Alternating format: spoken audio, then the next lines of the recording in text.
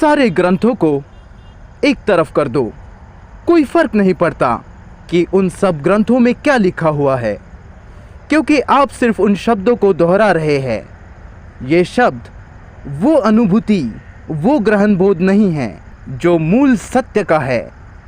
आप बाकी लोगों की टीकाएं पढ़ सकते हैं, उन्हें रट सकते हैं, उन्हें दोहरा सकते हैं, लेकिन ये बस बौद्धिक मनोरंजन ही होगा, उससे ज़्यादा कुछ नहीं। क्योंकि शब्द वास्तविकता नहीं है, इसलिए इंसान को शब्दों से मुक्त होना बहुत महत्वपूर्ण है।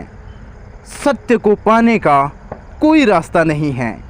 सत्य एक दुर्गम, एक पतहीन भूमि है। जैसे कोई बिना पतवार की नौका, आपको खुद अकेले ही चलना होगा। आपकी सारी समस्याओं के अंधेरे से, तनाव के अंधेरे से, इस जहालत के जंगल से जिसके बारे में हम बेखबर हैं, खुद के बोध से, खुद की समझ से, अपने खुद की अनुभूति से ही आपको इसे पार करना पड़ेगा और यहाँ पहुँचना पड़ेगा।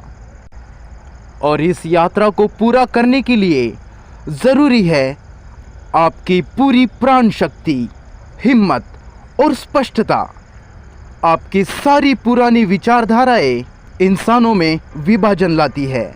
आपका भूतकाल का अब तक का सारा ज्ञान आपके इस प्रवास में बाधा है। अगर पूरी मानव जाति साथ साथ सोच पाए, केवल तभी हमारे पूरी मानव जाति में भीतरी और बाहरी क्रांति होगी।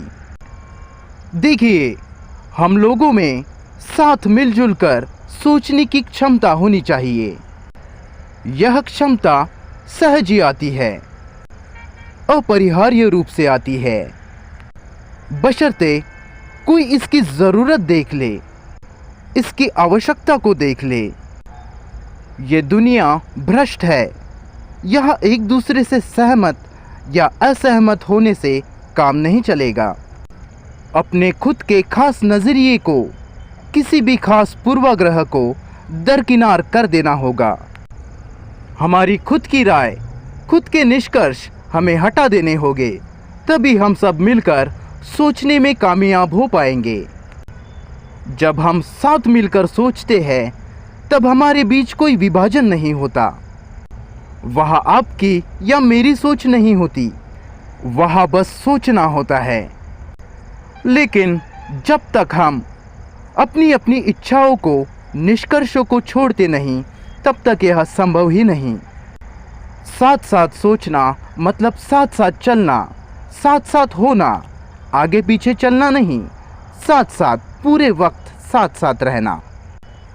पता नहीं कि आपने इसे कभी महसूस किया या नहीं, लेकिन जब दो मनुष्यों के बीच ऐसा हो पाता है, तो दो मनुष्यों के बीच क्या घटित होता है?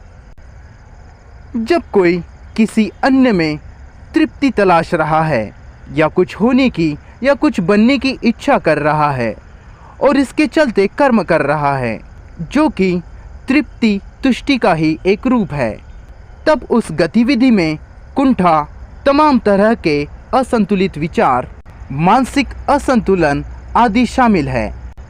लेकिन जब हम साथ मिलकर सोचते हैं, यानी आपने अपनी खास राय को, अपने मूल्यांकन को एक तरफ हटा दिया है और दूसरे ने भी ऐसा ही किया है, तब कोई विभाजन रहता ही नहीं, और इसलिए तृप्ति तुष्टि का भाव भी नहीं रहता। क्या आप इस बात को पकड़ पाए?